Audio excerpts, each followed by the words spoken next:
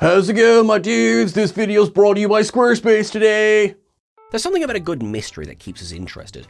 TrekCulture's earliest video pondered some of the biggest questions of Star Trek, some of which have since been answered, while some resolutions still elude us. Just where do the Borg come from? Are we ever going to address the warp speed limit? Meanwhile, we now know more about Wesley Crusher and the Traveller, while Q and Guinan faced off in Picard's second season. Though it may have left some of us cold, Ro Laren got her spotlight one last time. The wonder and magic of discovery is why we perch on the edge of our seats, hungrily staring at the screen, willing each episode to last a little longer. When the credits roll and there isn't a resolution, we confess ourselves feeling a little let down. There are some big questions in Star Trek. What is the nature of life? What is reality? Does a failed colony become an immediate write-off for the Federation? Do ships ever explore new interstellar routes or guard the entrance? Sometimes there are questions so big that they cannot be answered, or at least not with any real satisfaction. But those are few and far between. They must be crafted with care and handled with grace. This list does not feature those questions. I'm Sean Ferrick for TrekCulture, and here are the 10 most annoying unanswered questions in Star Trek. Number 10. Transwarp Corridor to Nowhere. Star Trek Picard's second season closed with the episode Farewell. We saw the supposed death of Q, the return of our friends to their normal time periods, and Agnes Jurati's ascension to the Borg throne. Behind all of this was a new Borg ship perched at the mouth of a brand new Transwarp Corridor. This corridor created a discharge that, were it not for the combined Borg and Starfleet shields, could have caused significant damage to the Alpha Quadrant. Our resolution of the threat was not a resolution of the mystery, and the season ended without an answer. One would assume that the third and final season would pick up on this. One would be mistaken. There is hardly a mention of the corridor again, save for Shaw's reference to that weird shit on the Stargazer. Though there were originally plans to link this corridor with the Borg Queen, they never came together. As it stands, Picard presents two entirely separate Borg Collective stories, 3 if one counts the XBs and the artifact, with various answers, though this corridor remains a mystery to be unravelled. It just won't be done in Star Trek Picard. Number 9. Is Turkana IV still a failed colony, and what really happened? Turkana IV was the colony from which Tasha and Ishara Yar hailed, described as a failed Earth colony. In Section 31, Jamie Lee Curtis's Control assigns the team a visit to this colony in 2323, the decade before Tasha, the elder sister, was born. Until the TV movie's release, very little was known about this planet or its people. The government began to break down in the 2330s, less than a decade after Alok Sahar, Philippa Georgiou, Quasi, and Lieutenant Commander Rachel Garrett paid their visit. Although not spoken aloud, are the audience to infer that it was a team from Section 31 that destabilized the planet? And if that was the case, was a Starfleet officer directly involved? Tasha Yar hasn't appeared outside of some holo recordings since All Good Things, and Ishara Yar only appeared in Legacy. Although the latter episode included a trip to the planet itself, it remains an oft-discussed but little-seen world. Have these humans been completely abandoned by the Federation? Was this done at the behest of Section 31? What, if anything, did they do to deserve it? Turkana IV is a tantalizing mystery wrapped in a frustrating lack of answers. Number 8. Project Phoenix. Terry Matalas knew exactly what he was doing when he included this little gem in Star Trek Picard's third season episode, The Bounty. As Worf, Raffi, and Riker make their way through Daystrom Station, they happen to pass a unit containing the body of James T. Kirk. While that could have been a cetacean observation enough, the fine print reads, Project Phoenix. When pressed on why this was included, Matalas was blunt, claiming Kirk's death in Generations wasn't handled in a satisfying way. Though pressed that including Kirk's body was not a sign that Kirk himself would return in Picard, which indeed he didn't. As it stands, this is a dangling thread left open. Why retrieve Kirk's body? Why store it on Daystrom? Why even tease the thought of a revivification? As there are currently no plans for Star Trek Legacy, that we are aware of, this seems like a throwaway gag that blasted the hive mind thoughts into overdrive. Why, for canon's sake, is any of this a thing? Then again, if Otoy's 765874 unification is in fact canon, Kirk may very well be up and walking. Consider that hornet's nest well and truly kicked. Number 7. What was the purpose of the portal weapon? One of the cooler, if a little confusing, things introduced in Star Trek Picard was the portal weapon, stolen from Daystrom Station by Vadic and her crew of changelings. It is used to great effect against the USS Titan A, forcing the ship to fly in loops and even to fire on itself, almost crippling the Starfleet vessel. While the visuals of the scenes are definitely engaging, one is left wondering, what was the point of this new piece of technology? It seemed like the perfect invention for a gang of terrorists, either by using it in space or on a planet's surface. While something like this seems perfect for Romulan or even Orion fleets, why was Starfleet developing it? The logical answer here is that it was never intended to be a weapon. Vadic must have stolen it earlier than any planned release, so the range that she was able to employ was much smaller. If this is the case, was this an experiment in wormhole technology? It seems fairly stable, if a little short range. Was this an attempt to fix those mistakes of the past and usher in a new era of modern propulsion? Number 6. Where is the Enterprise E? The return of the Enterprise D in Vox was the correct decision for Star Trek Picard and the Next Generation crew. In doing this, the show had to address the absence of the Enterprise E, introduced in First Contact, to replace its destroyed predecessor. Rather than identify the location, the show opted for a gag, while Worf asserted that its fate was not his fault. That's all well and good, but where is it? It was at least present at the battle with the living construct in 2383, and while it sustained significant damage, the ship was not declared lost. The jovial discussion about the ship's fate also suggests that an attack this devastating was hardly the Enterprise E's final mission.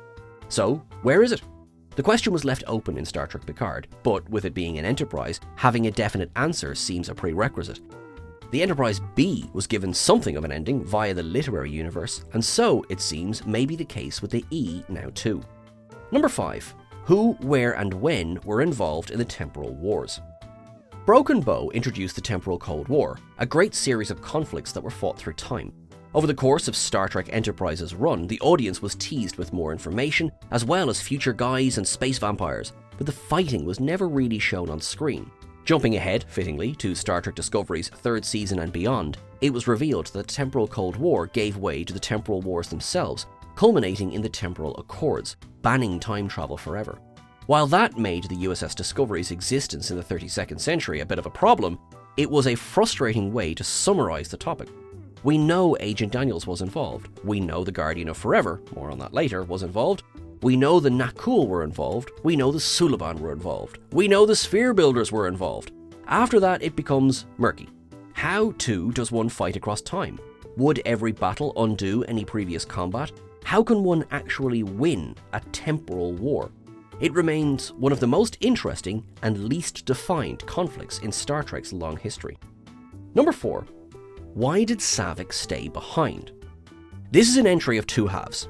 For the first, we're presented with Robin Curtis's cameo in Star Trek IV: The Voyage Home. Saavik remains behind on Vulcan when Kirk, Spock, and the rest of the crew of the HMS Bounty depart for Earth. Why did she remain? She possibly felt no need to travel back with them, as she bore no responsibility for their actions, a coldly logical decision at least. This does seem at odds with how the Wrath of Khan and the Search for Spock established Saavik's character. She seemed to at least assume the role that Rand or even Ilia seemed poised to fill before her. Suddenly she leaves and nothing more is said. If, however, we open the floor to expanded canon, we do have an answer to this. She was pregnant with Spock's child, conceived on Genesis, as she guided him through Pon farr. This was included in the shooting script but never made it to screen until 2024. In Otoy's 765874 unification, Saavik is present, as is Sorak, Spock's son. As it stands, this answer is like Project Phoenix, canon if you want it to be, yet just fringe enough to be ignored if you prefer. What we would like is something more concrete. Saavik was an essential part of the Enterprise crew. Why was she suddenly left behind? Number 3. Why was Zora left all alone? Between the first and second seasons of Star Trek Discovery, CBS introduced the Short Treks. These bite-sized episodes offered glimpses into plot threads from Discovery, the upcoming Strange New Worlds, and Picard. Along the way, they delivered one of the strongest stories in years, Calypso. Zora, the name of the USS Discovery's AI mind adopted for itself, explains to Craft that she has been alone for 1,000 years. This was seemingly forgotten when, in Discovery's third season, the ship jumped into the 32nd century and underwent a refit to become the Discovery A. The final moments, though, of life itself defit the ship to become the original Discovery again. While it seems the loop is closed and the events of Calypso can now take place, there remains the question, why? There is no reason given for any of it. Though this is clearly the result of the series' truncated journey, the promise of Calypso only serves to frustrate the ending of life itself. We're certainly glad it was addressed, though one cannot claim to be happy with Zora sitting out there all alone for another 1,000 years with no rhyme or reason as to why. Number 2. Carl. The Guardian of Forever remains a mystery, though Terra Firma did go a little bit further towards granting us clarity. First introduced in the City on the Edge of Forever, it returned in Yesteryear and was originally pitched to return in what would become Yesterday's Enterprise. As Carl, the interactive and humanoid interface, it made its final, to date, appearance in Terra Firma Part 2. Carl tells the audience that he moved himself to Danis V to avoid the abuse of his power by combatants in the Temporal Wars. However, this same conversation includes another revelation. At least in this guise, he can send people across dimensions as well as through time. This was alluded to by Spock centuries prior, but only now fully realized. What then is he? He claims that he is his own beginning and his own end, but also claims that he was created to show history in a certain way. Has this changed over the centuries? Spock surmised that he was at least 10,000 centuries old, which seems far longer time to hone a craft than the scant millennium between his first and most recent appearances. The Guardian was a fantastic invention by Harlan Ellison. We'd just like to know a lot more about it. Number 1. When will Ben Sisko come home? As of 2025, Star Trek Voyager received a sort of sequel with Prodigy. Lower Decks touched on many outstanding threads, Picard offered up a sequel to The Next Generation, and even Enterprise got a touching tribute in Discovery. Despite the valiant efforts of Hear All, Trust Nothing, Deep Space Nine retains one of the biggest dangling threads in Star Trek history. If the Celestial Temple exists outside of time and space, why hasn't Ben Sisko returned to his family? The closing moments of What You Leave Behind make it clear that Sisko can return any time that he wants. While Jake Sisko is a grown man by that point, Cassidy Yates is pregnant with Ben's infant son. In the more than 20 years since, why hasn't Ben come home? Lower Decks suggests that Sisko is still with the Prophets by 2382, while Colonel Kira remains in command of Deep Space Nine. Has anyone attempted to contact Ben? Has anyone hopped on an orb call and asked him when he's coming home? Is he even coming home? Though the comics have depicted his return, we the audience have yet to see this particular question answered on screen. It's especially frustrating when it seems like an obvious way to kickstart a revival of the show. The documentary, What We Left Behind, even posits a potential 8th season beginning with Sisko back on the station. Come on, Star Trek, give the people what they want. You know how obsessed with legacy we are. Hi, I'm Duncan Rillick, and I collect relics from before the burn. My store, Relics by Rillick, is open on Starbase 80. Yes, it is still there. And whatever quantum reality you're from, you can check me out thanks to Squarespace. Squarespace's all-in-one website platform is the best tool to help we entrepreneurs succeed in this galaxy. Thanks to Squarespace, I can link Relics by Rillick's social accounts and multimedia, letting you see everything I've discovered through that portal. Squarespace also allows me to use built-in email campaigns and marketing tools to fundraise on my site too. It helps me fund my travels because they are not cheap. Squarespace also has fantastic SEO doodads that let us show up more often and to more civilizations. Don't forget to stay one step ahead of the Breen though. Speaking of, Squarespace uses Starfleet approved design intelligence AI technology. You get to stay in control and build your own personalized wonderful website. Go to squarespace.com/TrekCulture for a free trial and 10% off your first purchase of a website or domain. Remember, if it ain't Rillick, then it ain't a relic. No relation.